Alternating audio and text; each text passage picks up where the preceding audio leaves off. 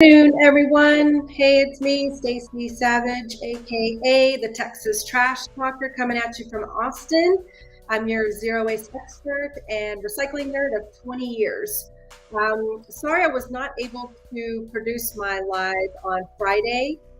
We were actually out in the field with a client and we did a waste audit. So we were up to our elbows for several hours sorting through the client's waste stream to pick out and catalog and weigh and photograph all of their materials, like their recyclables, cardboard and metals, paper, plastics, glass, as well as their food waste, and separating everything from the trash and putting some weight as far as what the full waste stream looks like and how much of it could have been diverted if those materials would have been sorted properly.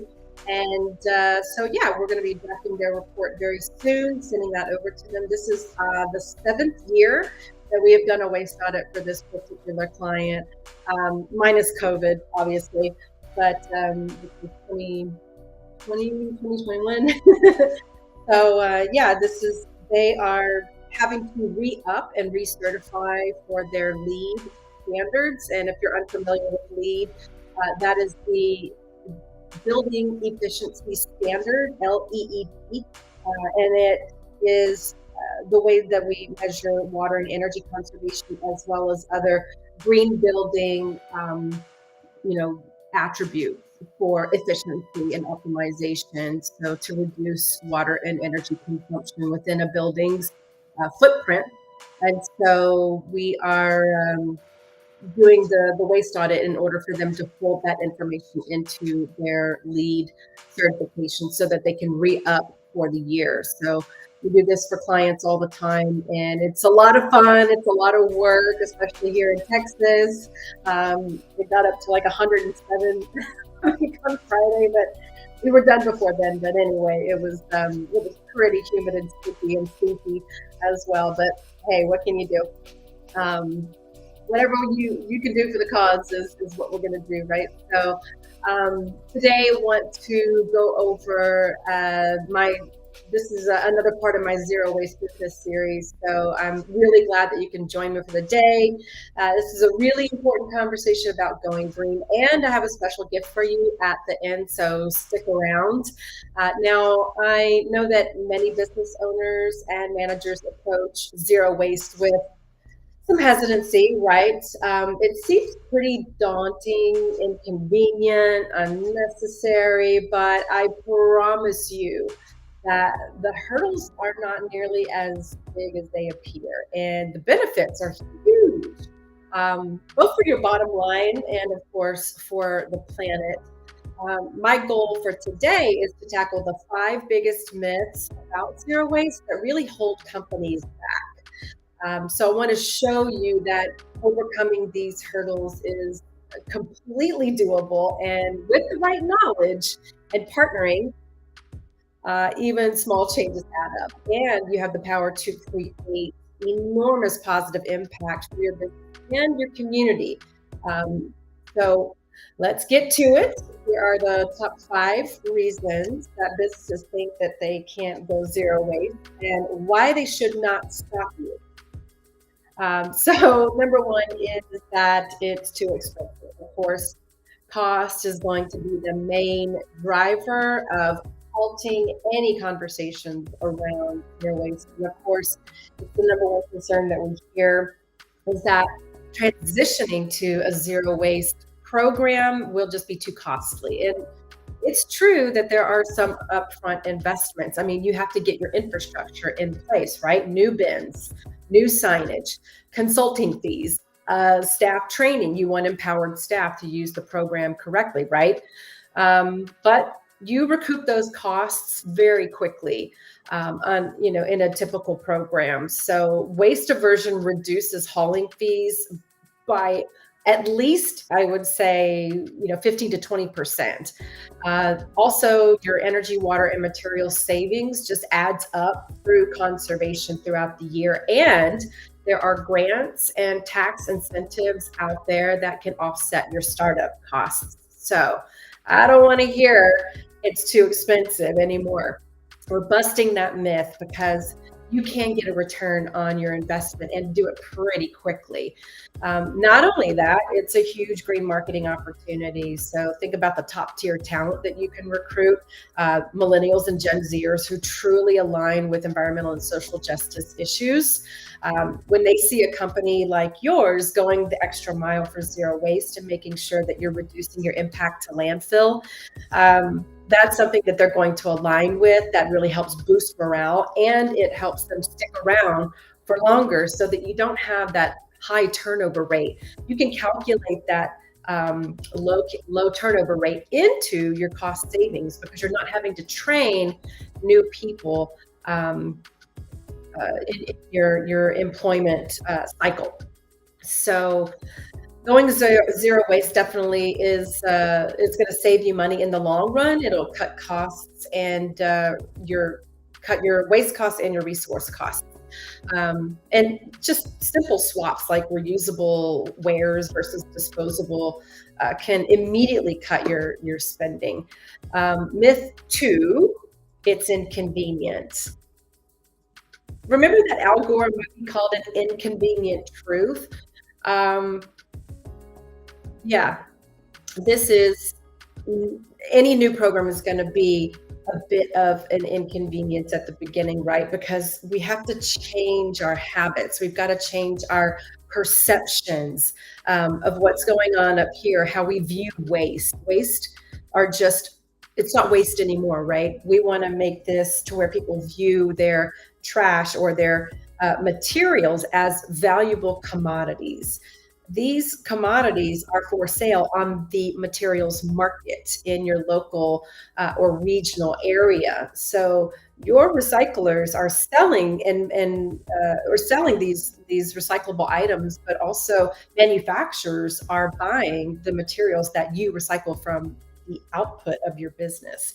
So keep that in mind. It keeps an entire circular economy going to where we're giving multiple lives to these materials. So it's not about viewing this in an inconvenient manner. It's about viewing this on how this is going to help your business gain more credibility in the green space, and how it's going to help your local community keep materials local so that we can build local jobs, local remanufacturing, right? Keep those materials local so that we can build out a more sustainable economic base for the local community. I don't know how many more times I can say local in a sentence, but that's really the things that we need to start thinking about as far as this inconvenience perception being a hurdle in your business to getting to zero waste. It's really not a thing if you think about it on a grander scale. So it becomes a little bit tedious in the beginning because we're changing those habits. Remember, it's a bit disruptive, and people are, I don't know what to do. Where do I put this thing? And that's where education comes in. So any routine feels odd at first, and it takes just consistent education and infrastructure and the commitment to creating lasting behavior change, not only within your employment or your employees, among your employees, but also your management, your executives, and to help that behavior change maybe upstream and downstream of your business. Are you holding your vendors and suppliers accountable to reusable shipping materials, that kind of thing? Are you making sure that the companies that are handling your old electronics that are very toxic and don't belong in landfills, are you making sure that you're getting your certificate of recycling and that you're holding that on file? You're making sure that that company who's taking your e-waste is not shipping it overseas and dumping it into countries like China and Nigeria. So looking at a zero waste program on a whole is really kind of overwhelming. But as you piece it down, pare it down a little bit to the core development pieces, and you start putting these pieces together like a puzzle, then you get this masterpiece, right? That your business is operating in and through. So Even small changes like getting the clear signage with the bins, doing the training, even providing employee incentives, separating waste just becomes kind of automatic to people. And these efficiencies improve with time and across your purchasing, inventory, and operations systems, saving time and hassle in the long run. So this investment upfront really streamlines your sustainability over the long term. So, myth we're going to bust number three is that customers don't care. Whew, is this a big one? With the advent of the internet, people are very savvy about what companies are doing or not doing, or if they're greenwashing. They're doing one thing and then they're doing something else that completely does not align. This is where cancel culture happens, right? If you're greenwashing your operational systems, and you're saying one thing and then doing another. So many companies assume that customers just won't notice or value a zero waste approach internally to your business structure, but also externally. So maybe you've reduced your packaging. That's a big gain for your company because customers can see that on the outside. So thinking about what are the things that you can do to display to consumers that yes, we're taking this very seriously, we're taking an approach that is different from all the others in our industry.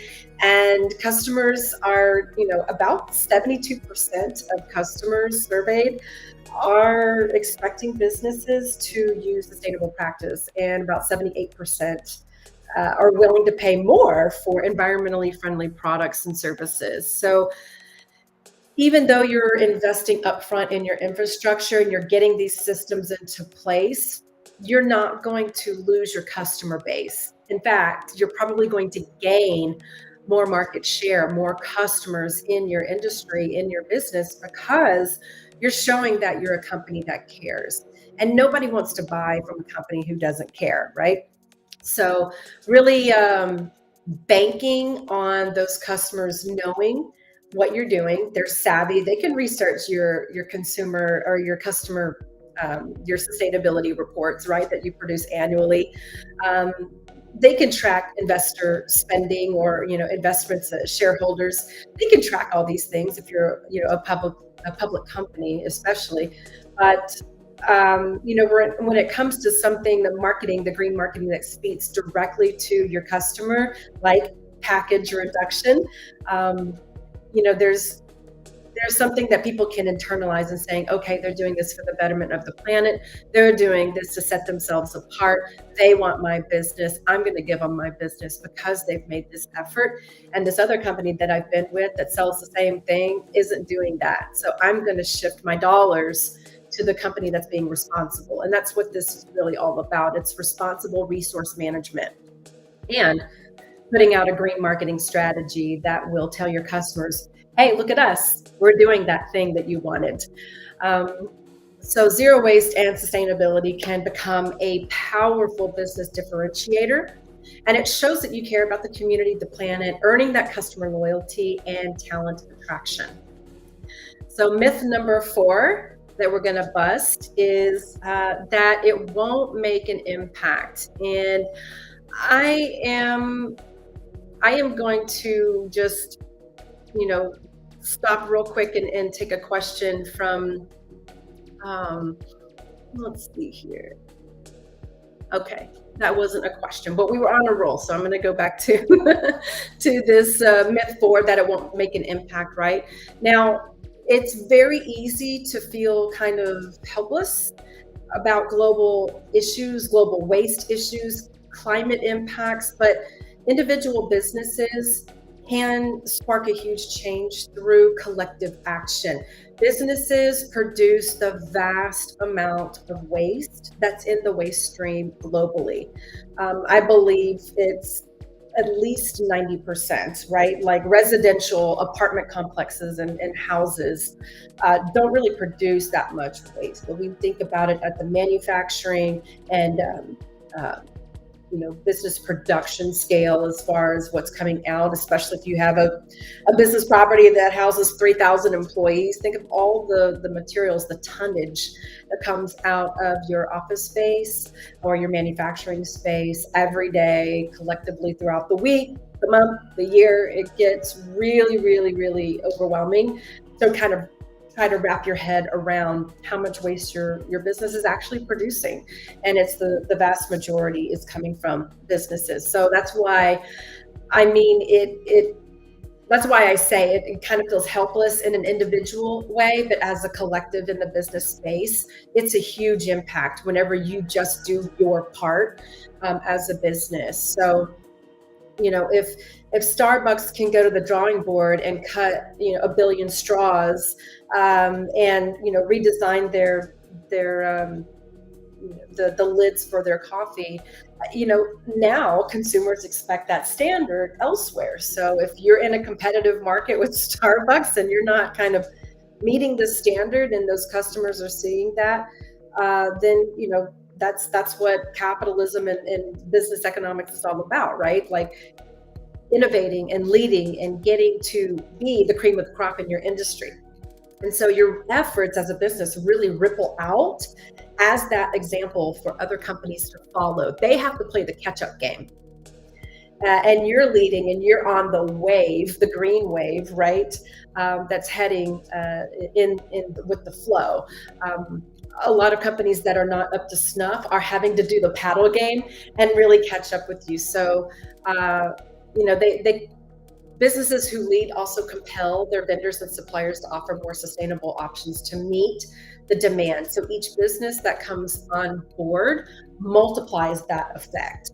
So you can even take that internally as well. Your business can cut down on all sorts of things that will raise the standard within your industry.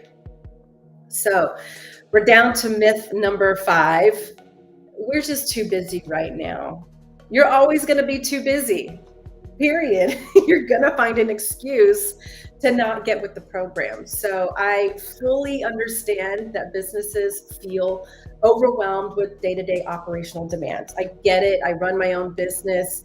I wear all the hats for legal, taxes, marketing, all sorts of things. So I get the daily overwhelm, but you have to prioritize your demands within your business structure, within your role, and within your company as well. So sustainability just seems sometimes like another thing to pile onto the to-do list, but by tackling one area at a time, it does not have to overburden you.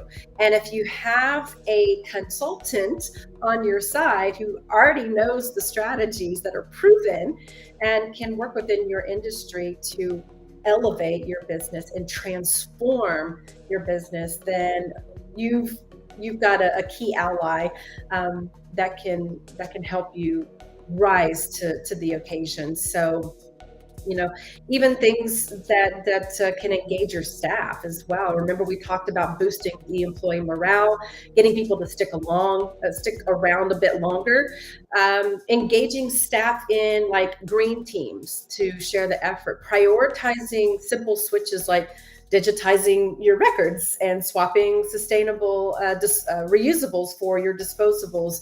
Weaving in a zero waste strategy into your operations that are already happening is the best place to start. With that intention and the teamwork that is going to come with it, it can really energize your employees around that shared purpose. This is ownership of these programs. This is accountability. And you're going to start to see your peers start to hold each other accountable. So the truth is, zero waste is doable, but you got to start somewhere. The bottom line is that the hurdles to zero waste are surmountable. With smart pacing, your partnering, communication, the benefits absolutely outweigh the costs. So the cost savings come from less waste and energy use, altering your service contracts with your hauler as well, getting your capacity of dumpsters down, the number of dumpsters down, the number of frequency of pickup, per week, getting that down, you're saving money right there. Building out a powerful marketing and community engagement platform to where you can tell this is a green storytelling journey. So you get to tell the story of what your company is doing on a piece by piece basis. Think of all the content that you can generate with that. And, it can really build a unified, invested team within your business employees to make sure that the program is working and that people are following the program effectively. And then you're going to future proof your entire business against regulations or supply chain requirements that may come down in the future. You can really set your business up for success and to build that kind of wall around non-compliance fees and regulation, or not regulations, but fees and fines that maybe the government could leverage against your business if you're not in compliance. And so zero waste is achievable for any business when you break it down kind of step by step. And it's so vital for our planet and our communities. I want to empower you to lead in a building of culture of sustainability. Of course, contact me anytime for any guidance crafting your zero waste journey. And so as far as the freebie goes that I mentioned in my video prompt, if you want to receive the free download for my talking points on this myth busting live stream, just drop a yes, please in the comment section, and I will contact you to get it over to you. Because guess what? You can use these talking points as leverage in your own business meetings, especially if there are some higher ups who may need a little convincing to get your zero waste program started or expanded and enhanced for better efficiency. Putting this out there, if your company is interested, we do offer our Cash for Trash Zero Waste Business Academy. It's a 6-week online training program that walks you step by step through the beginning phases of getting to a zero waste program in place. And it really helps you with employee empowerment for program success and generates a green marketing plan specific to your industry so that you can edge out the competition. That's my goal for you. And so I would love to hear your thoughts and answer any questions you have about getting started. So let's talk about your obstacles. What are your opportunities? What are the first steps to getting your zero waste program started for your business? I would love to be your ally. Come to me and let me know what you're having trouble with. And so we can talk about our program and our services that are here to help you. So with that, I will go ahead and end the live here, but go ahead and reach out to me through the comment section or through, kind of a DM on any of the social media channels that I'm streaming on right now. But I would love to hear from you and partner up. All right, y'all, take care.